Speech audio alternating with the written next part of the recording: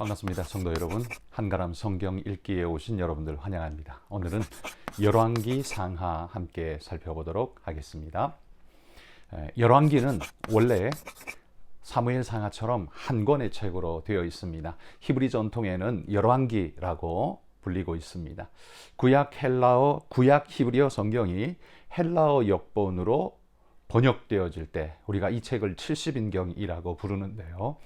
이 70인경 번역되어질 때 이 열왕기를 상하권으로 나누어서 분책하여 번역했기 때문에 지금까지도 우리는 열왕기 상하로 두 권으로 나누고 있을 뿐 원래는 한 권의 책이었다라는 사실입니다. 저자는 누구인지 정확히는 알 수 없습니다. 예레미야가 저자일 것이다 라고 이야기하는 주장하는 이들이 있고, 그러나 정확하게 정말 누구인지에 대해서는 명확하게 알려진 바는 없습니다. 언제쯤 기록되었을까? 분명히 이 이야기 내용에 보면 포로로 잡혀간 유다의 마지막 왕 여호야긴의 이야기가 나오는 걸로 봐서는 이 여호야긴이 포로로 잡혀간 때의 이야기를 기록하고 그가 회복되는 이야기까지도 이야기하는 걸로 봐서는 분명히 포로기에 쓰인 책이다라는 사실만큼은 명확해 보인다는 거죠. 아마도 남유다가 주전 586년에 멸망을 당하는데, 멸망하고 난 이후 주전 500년에서 536년 그 사이 어간에 아마 쓰여진 책이 아닐까, 그렇게 학자들은 추정합니다. 이 열왕기는 역사적인 왕들의 이야기를 기록하고 이스라엘 역사를 기록하고 있기 때문에 우리는 이 책을 역사서다 이렇게 구분을 합니다만, 사실 열왕기가 이스라엘의 역사서냐라고 묻는다면 사실 딱히 그렇다라고 말할 수는 없습니다. 역사서는 사관들이 객관적인 관점으로 역사적 기술을 해놓은 책이 역사서이죠. 그러나 이 열왕기 상하는 관점이 객관적 사실의 나열이 아니라 하나님의 관점으로 본 선지자적 기록이기 때문에 이 책은 역사적 내용이 있는 선지자적인 역사다라고 부르는 것이 옳을 겁니다.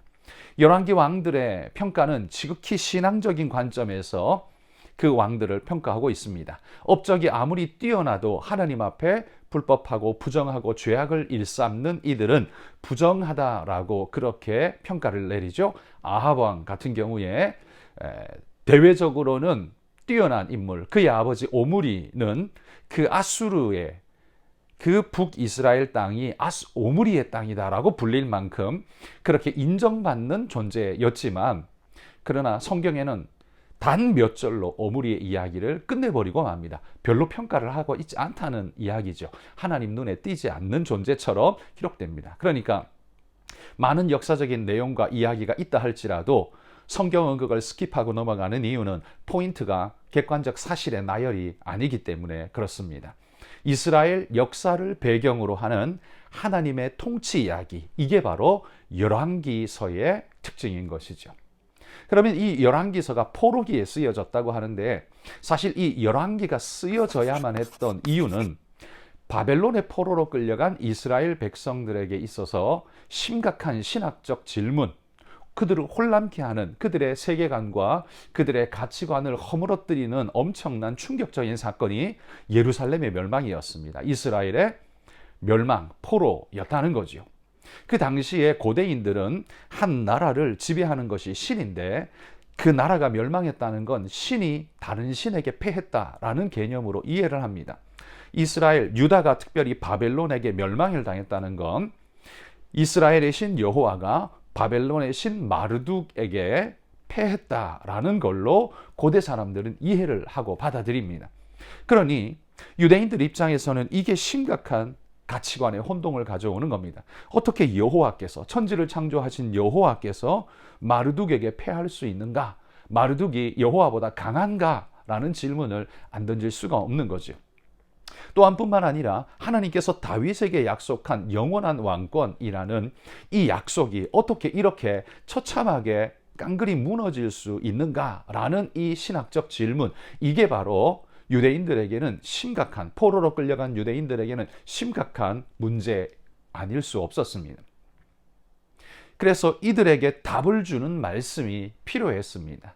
이 역사를 바라보되 왜 우리에게 이런 일이 벌어지게 되었는가에 대한 하나님의 대답을 그들은 듣고 싶었습니다. 그 내용이 이 열왕기서의 이야기다라고 말할 수 있을 겁니다. 그래서 우리가 열왕기서를 볼 때 남쪽 유다의 왕과 북쪽 이스라엘의 왕들이 쫙 역사가 진행되는데요. 북쪽 이스라엘은 기껏해야 200여 년이 채 되지 못하도록 금방 망해버린 그런 나라가 되어버렸고 200여 년 정도 진행되는 역사로 끝나버렸고, 남쪽 유다는 그거보다는 한 150년 정도 더 진행이 되기는 했지만 그러나 결국 그들도 멸망해버린 사건 이야기들을 하고 있습니다. 그래서 우리가 오늘 열왕기서를 읽을 때 세 가지의 핵심 포인트를 가지고 한번 이 책을 읽어봤으면 좋겠습니다. 이스라엘이 바벨론의 포로로 끌려간 이유가 뭐냐라는 사실이 첫 번째 질문이었다고 했죠. 그 대답은 여호와께서 언약을 파기한 이스라엘에게 언약의 저주를 내리신 것이다. 심판을 내리신 것이다. 이게 열왕기서의 대답입니다. 사실 이스라엘 나라는 영원히 망하지 않을 것이다. 하나님의 이 나라는 망하지 않을 것이다. 유다는 망하지 않을 거라는 생각은 그 유대적 관념으로 보지만 사실 이스라엘이 가나안 땅에 들어가기 전에 모세는 이미 이렇게 그들에게 경고했었습니다. 신명기 28장 20절 그리고 36절에서 37절 말씀을 제가 한번 읽어보겠습니다. 네가 악을 행하여 그를 잊음으로 네 손으로 하는 모든 일에 여호와께서 저주와 혼란과 책망을 내리사 망하며 속히 파멸하게 하실 것이며, 여호와께서 너와 네가 세울 내 임금을 너와 내 조상들이 알지 못하던 나라로 끌어가시리니 네가 거기서 목석으로 만든 다른 신을 섬길 것이며, 여호와께서 너를 끌어가시는 모든 민족 중에서 네가 놀람과 속담과 비방거리가 될 것이라. 여러분, 이 신명기에 모압 땅에서 가나안 땅에 들어가기 전에 모세를 통해 하나님이 이렇게 말씀하셨습니다. 너희가 하나님 말씀을 버리고 악을 행하면 하나님께서 너를 심판하시되 네 임금과 너와 네 조상들이 알지 못하던 그 나라로 너희를 끌어가실 것이다. 뭐예요? 포로 될 것이다 라는 걸 이야기하는 것이죠. 그러니까 여러분, 다윗의 언약으로 말미암아 이스라엘 나라는 절대 멸망하지 않을 나라라고 그들은 철석같이 믿었는데, 알고 보니까 모세가 이미 가나안 땅에 들어가는 이스라엘 백성에게 이렇게 예언했던 것입니다. 하나님의 말씀을 너희가 버리고 떠나면 하나님의 심판이 너희에게 임할 터인데, 그것은 다른 나라에 포로 되어 끌려가게 되는 일들이 있을 것이다. 너희가 놀람과 속담과 비방거리가 될 것이다 라는 이야기를 이미 모세를 통해서 율법에 기록해 놓고 있었다라는 사실을 그들이 발견하게 되는 거죠. 그러므로 여러분, 이스라엘 백성의 포로된 이 일은 어떻게 이런 일이 있을까가 아니라 이미 예고해 놓은 말씀이라는 거죠. 이스라엘에게 예고치 못한 사건처럼 주어졌지만, 그러나 그것은 하나님이 이미 그들에게 경고하셨던 말씀이고, 그 경고대로 그들은 하나님 말씀 앞에 서지 못할 때 이 멸망과 무너짐의 요소들을 그들은 가질 수밖에 없었다라는 사실. 그러니 그들이 포로된 상태의 그 절망 속에서 왜 라고 부르짖을 때 모세가 이미 답을 주었다는 거죠. 열왕기는 모세가 오래전에 하나님의 언약을 어기면 포로로 잡혀가게 된다는 점을 밝히심으로써 이 이스라엘의 멸망, 포로된 사실은 하나님의 실패가 아니라 이스라엘의 실패요, 믿음의 실패였다는 사실을 너희는 기억해야 한다라는 사실을 열왕기를 통해서 포로로 끌려간 이스라엘 백성들에게 알려주는 겁니다. 주지시켜주는 것이죠. 그래서 우리가 이 율법을 회복하고 말씀으로 돌이켜야 하는 이유를 그들에게 설명해 주는 책이 바로 열왕기서다라는 이야기죠. 또한 열왕기서의 두 번째 핵심 메시지는요, 역사의 주인은 여호와시다라는 사실을 강조합니다. 바벨론으로의 포로는 하나님의 약하심 때문에 벌어진 일이 아니라 이스라엘의 악함 때문에 벌어진 일로, 이는 하나님의 적극적인 오히려 심판이다. 하나님이 보호할 능력이 없어서, 그 손에 힘이 없어서 그들을 놓아버린 게 아니라 오히려 하나님이 이스라엘을 심판한 거라는 거죠. 하나님이 당하신 게 아니라 하나님이 행하신 것이라는 사실을 강조하는 겁니다. 하나님은 역사의 피해자가 아니라 역사의 주인이시다라는 사실을 열왕기가 우리에게 보여준다는 거죠. 열방의 강대국을 움직여서 하나님의 심판의 도구로 쓰시는 주권자라는 말이죠. 여러분, 마르둑, 바벨론의 신 마르둑이 강해서 여호와를 이긴 게 아닙니다. 그 마르둑은 다 가짜이고 허상이고 거짓이고, 하나님이 바벨론을 들어서 이스라엘을 심판하게 하신 하나님의 허락 때문에 그 일이 주어지게 된 거라죠. 그러니까 하나님은 이스라엘 역사뿐만 아니라 우주의 역사의 주인이시다라는 사실을 명백하게 보여주는 것입니다. 그래서 이스라엘은 멸망으로 인해서 이 신한 쓸데없다, 여호와는 아무것도 아니다라고 포기하고 떠나가야 하는 게 아니라 오히려 더욱 적극적으로 여호와께 돌아와야 할 당위성을 강조하는 책이 열왕기서다라는 사실, 실패의 이야기지만 실패로 끝나지 않고 소망과 답을 제시하는 책이다라는 것을 기억해야 한다라는 거죠. 세 번째로 우리가 열왕기를 읽을 때 핵심으로 삼아야 할 세 번째 사실은 회개를 촉구하는 말씀이 열왕기서다라는 거예요. 여러분, 포로됨의 이유가 무엇이라고 했습니까? 하나님의 율법과 신앙을 떠나서 세상의 방식과 우상을 따를 때 주어지게 된 하나님의 심판이다라고 말했습니다. 따라서 포로된 지금 그들에게 꼭 필요한 것이 뭐냐? 회개하고 돌이켜 말씀으로 돌아오는 것입니다. 이걸 에스겔 선지자가, 포로기의 선지자죠, 에스겔 선지자가 그들에게 강변했던 말씀이 있습니다. 에스겔서 33장 11절에 보면 이렇게 말합니다. 너는 그들에게 말하라.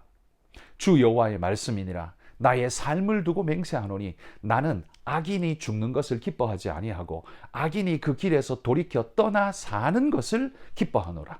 이스라엘 족속아, 돌이키고 돌이키라. 너희 악한 길에서 떠나라. 어찌 죽고자 하느냐 하셨다 하라. 이게 하나님이 에스겔을 통해서 선포하신 명령이라는 겁니다. 하나님은 악인이라고 해서 죽는 것을 원하는 게 아니라 그 악에서 돌이켜 여호와께로 돌아오는 것을 하나님은 원하신다라고 말하는 거죠. 그래서 에스겔서는 그들의 심판을 조롱하고 그들의 멸망을 조롱하고 심판을 강화하는 그런 책이 아니라 그들을 회개하고 돌이키라는 회개의 촉구의 말씀이라는 거죠. 이 모든 현실의 비참함은 무엇 때문인가? 하나님을 향한 불순종 때문이었다. 답을 주며 해석을 주는 거죠. 그리고 이런 현실을 벗어날 수 있는 유일한 길이 뭐냐? 그건 회개하고 돌이켜 여호와께로 돌아가는 길이다. 답을 주는 것이죠. 그리고 이스라엘의 번영과 회복의 유일한 생명은 어디에 있느냐? 말씀에 있다라는 인생, 역사의 해답을 그들에게 제공해주고 있다는 것이죠. 여러분, 이 세 가지를 포커스로 이 열왕기서를 오늘부터 살펴보시기를 바랍니다. 그런데 이 열왕기서의 마지막 부분에 가면 유다의 멸망당해서 포로로 끌려갔던 여호야긴 왕의 이야기가 잠시 언급되어집니다. 열왕기 하 25장 27절에서 30절 말씀인데요. 제가 한번 읽어보겠습니다.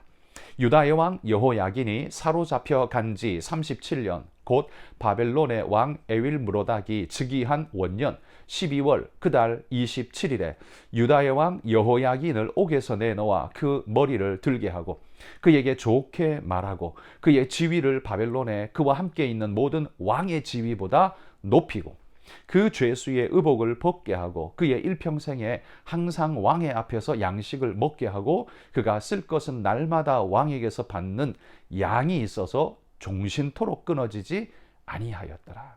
이 말씀에 보면요, 열왕기 마지막 부분에 다윗의 계보의 왕 여호야긴이 바벨론의 포로로 끌려가 옥에 갇혔었지만 그가 바벨론에서 회복되어지고 위치를 회복하는 이야기를, 희망적인 이야기를 기록하고 있습니다. 왜 이런 희망적인 이야기를 끄트머리에다가 기록해 놓고 있을까요? 이건 하나님께서 이스라엘의 역사를 회복하시고 다시 한번 일으키실 것을 기대하는 소망을 그들에게 주기 위함이지요. 이 소망이 어떻게 현실화 될 것인가? 그것은 바로 하나님 앞에 바른 회복이 일어날 때 우리는 회복하여 일어나게 될 것이다 라는 사실을 희망적인 소망을 마지막에 기록해주고 있다는 거죠. 그래서 열왕기서는 실패의 이야기, 죄 짓는 이야기, 멸망의 이야기 같지만 그러나 그 이야기는 하나님을 향한 소망의 이야기, 인생의 답을 주는 이야기, 문제의 원인과 키를 제공하는 이야기로 열왕기상하는 가득 차 있다는 걸 우리가 볼 수 있습니다. 여러분, 우리가 오늘부터 이제 열왕기상하를 읽어갈 텐데요. 열왕기상이 22장, 열왕기하가 25장, 도합 47장으로 구성되어 있는 이 책을 우리 1주간 읽어가는데 매일 7장씩 읽으면 우리가 이 열왕기상하를 한 주간에 다 읽을 수 있죠. 7장씩 매일매일 읽어가시기를 바랍니다. 읽으시면서 우리 인생의 실패가 어디서 오는가? 반대로 그런 실패한 우리는 어떻게 인생의 회복을 맞이할 수 있는가? 그 해답을 이 열왕기상하 말씀에서, 이 열왕기서에서 맞이하실 수 있기를 바랍니다. 자, 그러면 오늘부터 이 열왕기상하 말씀을 읽어가 보도록 하겠습니다.